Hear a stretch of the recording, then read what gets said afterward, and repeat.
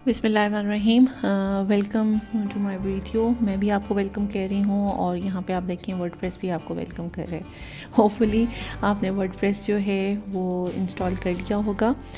मेरी previous video को आप देखें। जब आप उसको इंस्टॉल कर लेंगे तो आपके पास वर्डप्रेस की ये डैशबोर्ड जो है वो सामने आ जाएगा। अच्छा, यहाँ पर लॉगिन कैसे करना है?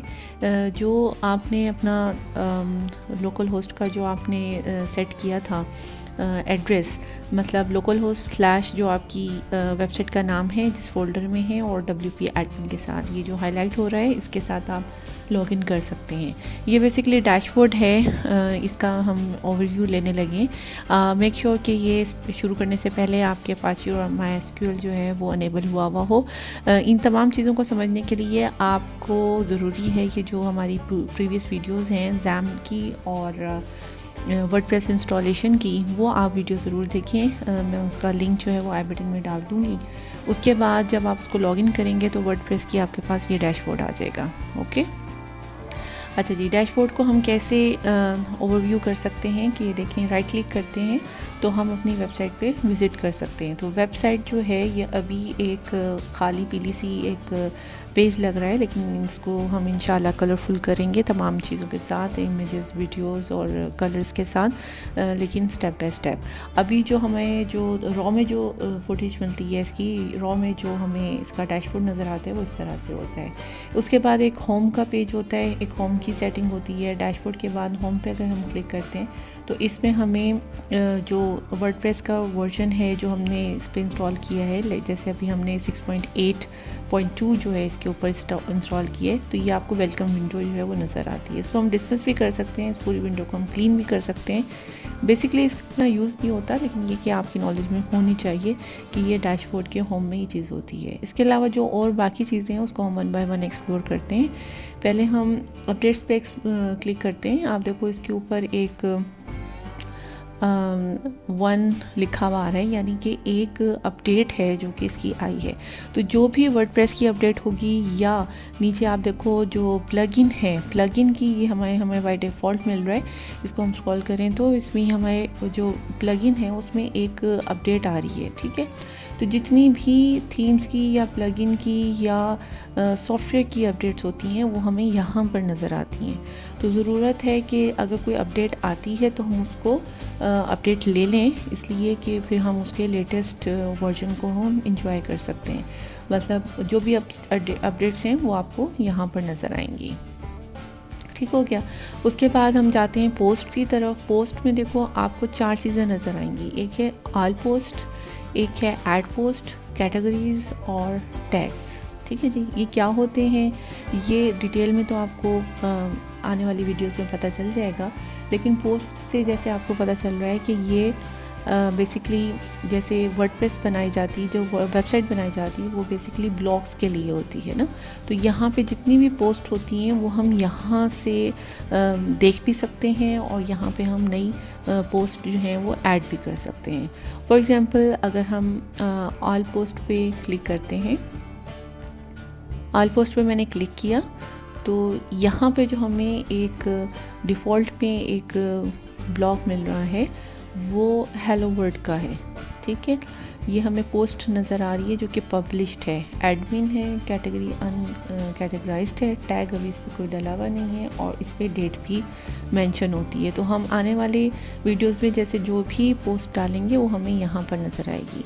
अगर हमने कोई पोस्ट बनानी है तो हम ऐड पोस्ट से ऐड कर सकते हैं। ये बल्क एक्शंस हैं, यहाँ पर हम डिफरेंट एक्शंस ले सकते हैं। लाइक अगर हमने किसी ब्लॉग को डिलीट करना है या व्यू करना है, यहाँ पर देखो व्यू हम कर सकते हैं। और ये हमारी जो ब्लॉग है ये हेलो वर्ड की जो बाय डिफ़ॉल्ट इसके अंदर सेट हुई हुई है वो ये है जो आपको यहाँ पे नज़र आ रही है। ठीक है, ये पब्लिश हुई हुई है इसलिए आप, और यहाँ से भी हम शॉर्ट से भी जाके इसको देख सकते हैं। ठीक है, यहाँ पे ये सारी चीज़ें होती हैं। ये ज़रूरी है कि आप अपने हाथ से इसको जाके एक्सप्लोर करें, तमाम फ़ीचर्स को देखें कि क्या क्या फ़ीचर्स हैं डैशबोर्ड में, ताकि जब हम इंशाल्लाह इसको प्रैक्टिकल में लेके जाएं तो आपको पता हो कि हमने पोस्ट जब डालनी है तो वो हम कैसे पोस्ट इसमें ऐड करेंगे, कैसे हम व्यू कर सकते हैं और कैसे हम उसको कैटेगरीज में डाल सकते हैं, टैग्स वगैरह। ठीक है जी। उसके बाद हमारे पास आ जाता है मीडिया। मीडिया जैसे कि नाम से पता चल रहा है कि जितनी भी हमारी इमेजेस वगैरह हैं वेबसाइट से रिलेटेड, चाहे वो PNG में है, JPEG में है या वीडियोस हैं, वो तमाम चीज़ें जो हैं वो हमारी इस लाइब्रेरी के अंदर होती हैं, जिसको हम लाइब्रेरी से उठा के अपनी वेबसाइट के ऊपर सजा सकते हैं। जैसे ऐड मीडिया फाइल पे है, क्लिक करके हम यहाँ पे मीडिया को इसके अंदर ऐड कर सकते हैं। अभी यहाँ पे कुछ नहीं नज़र आ रहा है क्योंकि अभी मैंने यहाँ पे कुछ अपलोड ही नहीं किया हुआ, लेकिन अगर हमने कुछ अपलोड करना है तो यहाँ से सिलेक्ट फाइल्स पे जाएंगे और यहाँ से हम अपने जो मीडिया फाइल्स हैं उनको अपलोड कर सकते हैं। जैसे मैंने इस ऊपर क्लिक किया और यहाँ से हम कुछ भी अपनी जो इमेजेस हैं उसके ऊपर, जो हमारी वेबसाइट से रिलेटेड हैं, उसके ऊपर हम डाल सकते हैं। ठीक है, यहाँ पर अब हम पेजेस पर आ गए हैं। यहाँ पर पेजेस का आपको पता है कि 5 पेजेस जो होते हैं वो नॉर्मली वेबसाइट पे लाजमी होते हैं। जैसे कॉन्टेक्ट अस होता है, होम होता है, ब्लॉग होता है या प्राइवेसी पॉलिसी होता है, इस तरह से और पेजेस होते हैं। तो वो जो है वो पेजेस हम कहाँ से क्रिएट करते हैं, वो पेजेस हम यहाँ से क्रिएट करते हैं। इस वक्त आपको 2 पेजेस नज़र आ रहे हैं, एक प्राइवेसी पॉलिसी का है और दूसरा सैम्पल पेज है। प्राइवेसी पॉलिसी जो है वो ड्राफ्ट में पड़ा हुआ है और जो सैम्पल पेज है वो हमारा यहाँ पे पब्लिश हुआ है। ठीक है, और हम भी यहाँ पर जाके अपने लिए जो हम अपनी एक डेमो वेबसाइट बना रहे हैं, तो यहाँ पर हम अपने लिए भी पेजेस बनाएंगे जो कि हमारी वेबसाइट पे ऐसे नज़र आएंगे। अभी तो ये ब्लैक एंड वाइट में नज़र आ रहा है, लेकिन इसके अंदर हम और कलर्स और सारी चीज़ें ऐड करेंगे। अच्छा जी, उसके बाद यहाँ ऐड पेज के में हम जाके अपने पेजेस को ऐड करेंगे। उसके बाद जी आ जाता है कमेंट्स। कमेंट्स में एक्चुअली होता ये है कि जो हमारी ब्लॉग होते हैं उसके बॉटम में कुछ जो कमेंट्स होते हैं वो यहाँ पे बॉटम में शो हो रहे होते हैं। उनको हम अपनी मर्ज़ी से अप्रूव भी कर सकते हैं, पेंडिंग में भी डाल सकते हैं। जैसे ये एक पोस्ट है और जैसे कोई भी है, जैसे ये मैं आपको पोस्ट में जाके दिखाती हूँ। जैसे ये हमारी मेन पोस्ट है हेलो वर्ल्ड की, इसको हम व्यू करते हैं तो इसको अगर आप स्क्रॉल डाउन करो नीचे तो ये देखो ये कमेंट में जैसे कोई कमेंट होता है तो वो यहाँ पे हमें नज़र आता है। तो ये हम इसको अपनी मर्ज़ी से हम इसको हैंडल कर सकते हैं। अगर हम चाहें तो उसको अप्रूवल दे सकते हैं और अगर ना चाहें तो हम उसको डिलीट भी कर सकते हैं और हम उसको, तो ये पेजेस के बॉटम में नज़र आता है बेसिकली। तो यहाँ पे जैसे हम गए थे कमेंट्स में, तो ये हम डिफरेंट इसमें हम एक्शंस कर सकते हैं, पेंडिंग में भी जैसे भी मैंने आपको बताया, और हम उसको डिलीट भी कर सकते हैं, अनअप्रूव भी कर सकते हैं, अप्रूव भी कर सकते हैं, उसको हम स्पैम में भी डाल सकते हैं, उसको हम डिलीट भी कर सकते हैं। उसके बाद ये अपीयरेंस में थीम्स आ जाती हैं। थीम्स ये जनाब वो हैं जो मतलब आपकी जो वेबसाइट है उसकी मेन अपीयरेंस कैसी आएगी।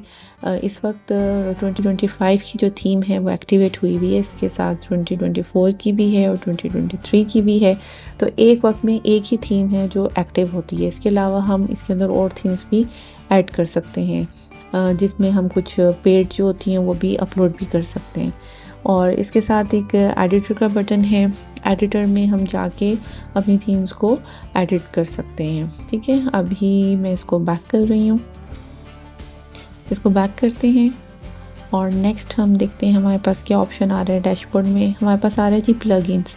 प्लगइन के साथ आप ये देखो एक पॉपअप आ रहा है 1 का। तो यहाँ पे खैर हमारे पास ये इनबिल्ट में सारे प्लगइन्स हैं। प्लगइन्स क्या होते हैं जी, एडिशनल फीचर्स होते हैं आपकी वेबसाइट के लिए कि आप उसके अंदर और क्या क्या डाल सकते हैं, और प्लगइन्स हम ऐड भी कर सकते हैं इसके अंदर।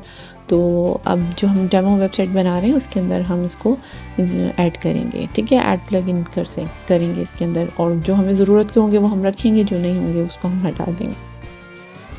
अच्छा जी, इसी तरह से नेक्स्ट हमारे पास आ रहा है यूज़र्स। यूज़र्स में हम जो भी यूज़र्स आपकी वेबसाइट पर होंगे उनको हम यहाँ पर एलोकेट कर सकते हैं। उनके डिफरेंट रोल्स होते हैं, जैसे कि इस वक्त यहाँ पे एडमिन है समांथा टेक का, और रोल क्या है जो उसका एडमिनिस्ट्रेशन का है।